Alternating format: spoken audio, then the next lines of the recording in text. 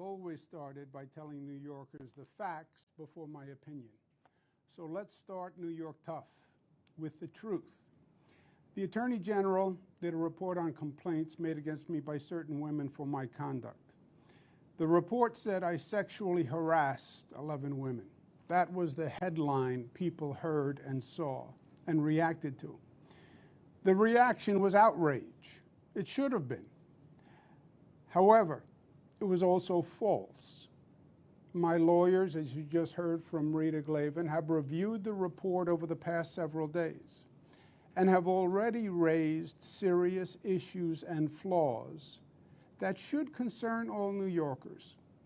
Because when there is a bias or a lack of fairness in the justice system, it is a concern for everyone, not just those immediately affected. The most serious allegations made against me had no credible factual basis in the report.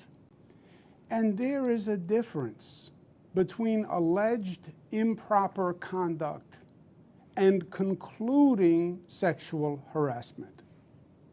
Now, don't get me wrong. This is not to say that there are not 11 women who I truly offended. There are. And for that, I deeply, deeply apologize. I thought a hug and putting my arm around a staff person while taking a picture was friendly, but she found it to be too forward. I kissed a woman on the cheek at a wedding, and I thought I was being nice, but she felt that it was too aggressive. I have slipped and called people honey, sweetheart, and darling. I meant it to be endearing, but women found it dated and offensive. I said on national TV to a doctor wearing PPE and giving me a COVID nasal swab, "You make that gown look good." I was joking. Obviously, otherwise I wouldn't have said it on national TV. But she found it disrespectful. I take full responsibility for my actions. I have been too familiar with people. My sense of humor can be insensitive and off-putting. I do hug and kiss people casually, women and men. I have done it all my life. It's who I've been since I can remember. In my mind, I've never crossed the line with anyone. But I didn't realize the extent to which the line has been redrawn. There are generational and cultural shifts that I just didn't fully appreciate. And I should have. No excuses. The report did bring to light a matter that I was not aware of and that I would like to address. A female trooper relayed a concern that she found disturbing, and so do I. Please let me provide some context. The governor's trooper detail had about 65 troopers on it. But of the 65, only 6 women and 9 black troopers. I'm very proud of the diversity of my administration. It's more diverse than any administration in history. And I'm very proud of the fact that I have more women in senior positions than any governor before me. The lack of diversity on the state police detail was an ongoing disappointment for me. In many ways, the governor's detail is the face of state government that people see. When I attend an event, people see the detail that's with me. I was continuously trying to recruit more to diversify. On one occasion, I met 2 female troopers who were on duty at an event. Both seemed competent and impressive, and I asked the state police to see if they were interested in joining. I often meet people, men and women, and if they show promise, I refer them to be interviewed. The state police handled the interviewing and the hiring, and one of the two troopers eventually joined the detail. I got to know her over time, and she's a great professional. And I would sometimes banter with her when we were in the car. We spent a lot of time driving around the state. This female trooper was getting married, and I made some jokes about the negative consequences of married life. I meant it to be humorous. She was offended, and she was right. The trooper also said that in an elevator I touched her back, and when I was walking past her in a doorway, I touched her stomach. Now, I don't recall doing it, but if she said I did it, I believe her. At public events, troopers will often hold doors open or guard the doorways. When I walk past them, I often will give them a grip of the arm, a pat on the face, a touch on the stomach, a slap on the back. It's my way of saying, I see you, I appreciate you, and I thank you. I'm not comfortable just walking past and ignoring them. Of course, usually they are male troopers. In this case, I don't remember doing it at all. I didn't do it consciously with the female trooper. I did not mean any sexual connotation. I did not mean any intimacy by it. I just wasn't thinking. It was totally thoughtless in the literal sense of the word, but it was also insensitive. It was embarrassing to her, and it was disrespectful. It was a mistake, plain and simple. I have no other words to explain it. I want to personally apologize to her and her family. I have the greatest respect for her and for the New York State Police. Now, obviously in a highly political matter like this, there are many agendas and there are many motivations at play. If anyone thought otherwise, they would be naive, and New Yorkers are not naive. But I want to thank the women who came forward with sincere complaints. It's not easy to step forward, but you did an important service. And you taught me, and you taught others an important lesson.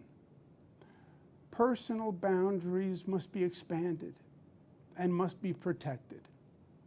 I accept full responsibility. Part of being New York tough is being New York smart. New York smart tells us that this situation and moment are not about the facts. It's not about the truth. It's not about thoughtful analysis. It's not about how do we make the system better. This is about politics. And our political system today is too often driven by the extremes. Rashness has replaced reasonableness. Loudness has replaced soundness. Twitter has become the public square for policy debate. There is an intelligent discussion to be had on gender-based actions, on generational and cultural behavioral differences, on setting higher standards, and finding reasonable resolutions. But the political environment is too hot, and it is too reactionary for that now. And it is unfortunate. Now, you know me. I'm a New Yorker, born and bred. I am a fighter. And my instinct is to fight through this controversy because I truly believe it is politically motivated. I believe it is unfair and it is untruthful. And I believe it demonizes behavior that is unsustainable for society. If I could communicate the facts through the frenzy, New Yorkers would understand. I believe that. But when I took my oath as governor, then it changed. I became a fighter, but I became a fighter for you. And it is your best interest that I must serve.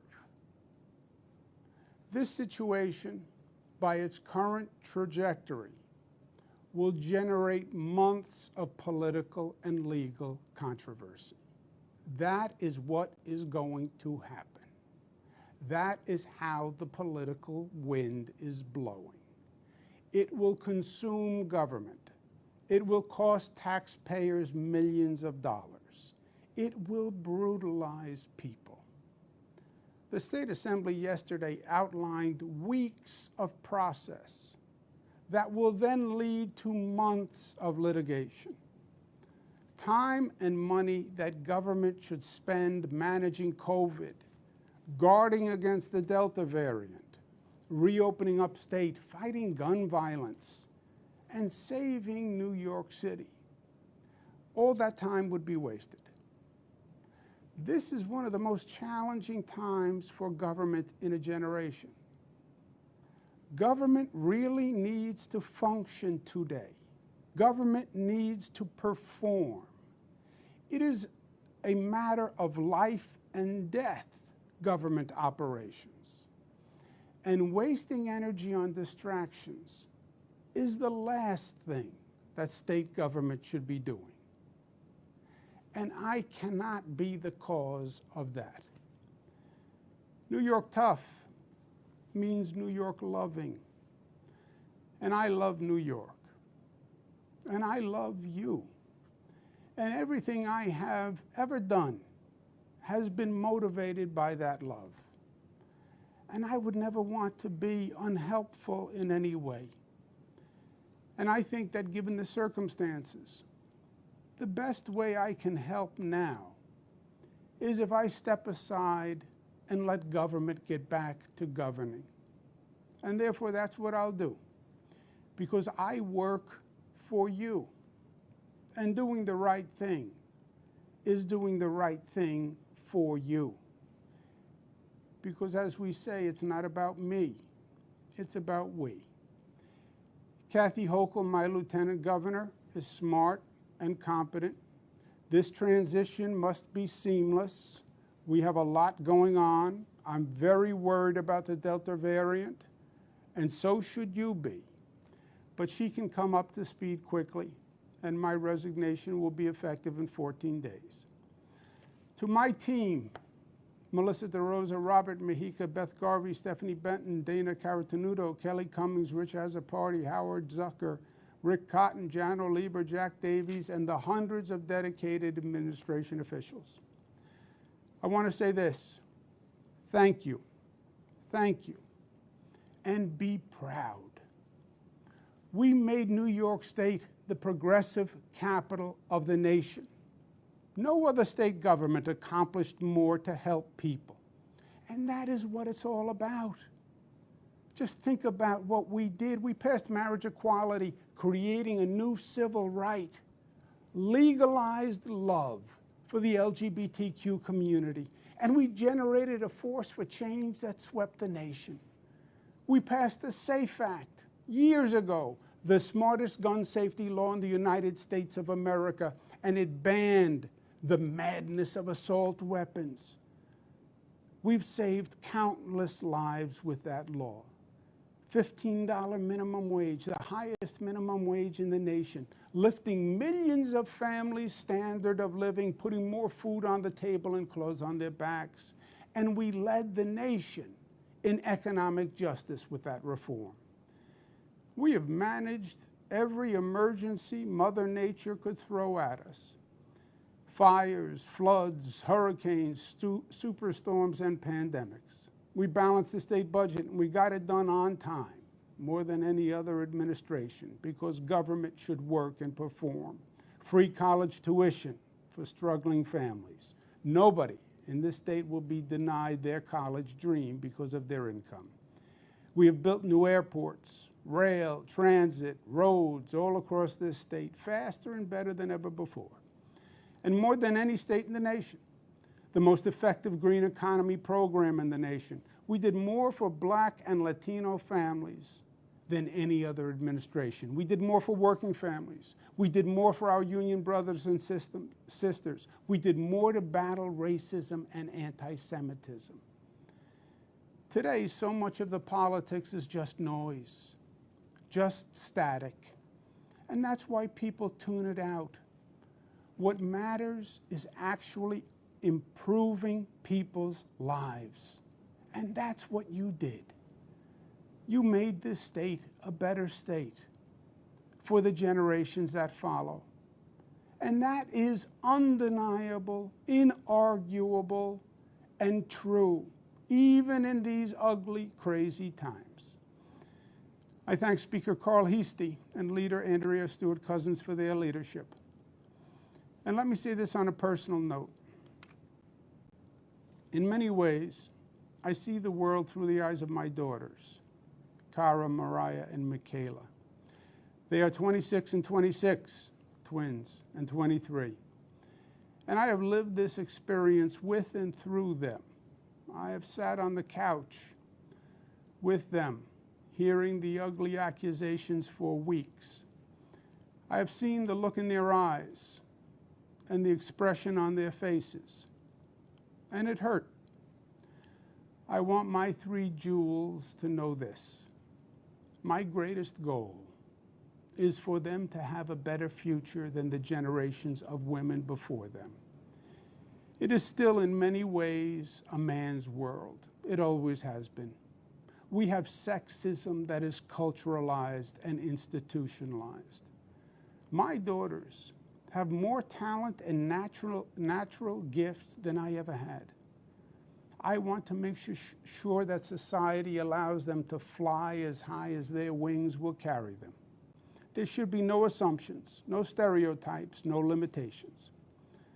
I want them to know from the bottom of my heart that I never did and I never would intentionally disrespect a woman or treat any woman differently than I would want them treated. And that is the God's honest truth. Your dad made mistakes, and he apologized, and he learned from it. And that's what life is all about. And I know the political process is flawed, and I understand there's cynicism and distrust and disappointment now. But don't give it up, because government is still the best vehicle for making positive social change. Lastly, I want to remind all New Yorkers of an important lesson, and one that I will carry with me for the rest of my life. And that's what you New Yorkers did in battling COVID. The enemy landed in New York State. COVID launched the attack here. It came on planes from Europe, and we had no idea. It was an ambush. And it was up to New Yorkers to fight back. We were on our own, and it was war. Nurses, doctors, essential workers became our frontline heroes. Hospitals became the battlegrounds. Streets were still, and sirens filled the city's silence. Trailers carried the bodies of our fallen brothers and sisters. But you refused to give up, and you fought back, and you won, going from the highest infection rate in the nation to one of the lowest. No one thought we could do it, but you did it. You led the nation, and you showed the way forward. And how you did it is what's most important. You did it together, not as black New Yorkers or white New Yorkers, not as LGBTQ New Yorkers or straight New Yorkers or Democrats or Republicans or upstate or downstate or Jewish, Muslim, Protestant or Catholic New Yorkers, but as one community, one family, the family of New York. You overcame the naysayers and the haters and the fear and the division, and you unified and you rose and you overcame and you saved lives. And that was powerful in its effect. It was beautiful to see, and it was an honor to lead. Please remember that lesson. Hold it dear and hold it up high for this nation to see, because it is New York State at her finest, creating her legacy, fulfilling her destiny, giving life and animation to the lady in the harbor, saying, Excelsior, we can be better, we can reach higher, and proclaiming E pluribus unum, out of many one, unity, community, love. That is our founding premise and our enduring promise. And that is the salvation of this nation that it so desperately needs to hear. Thank you for the honor of serving you.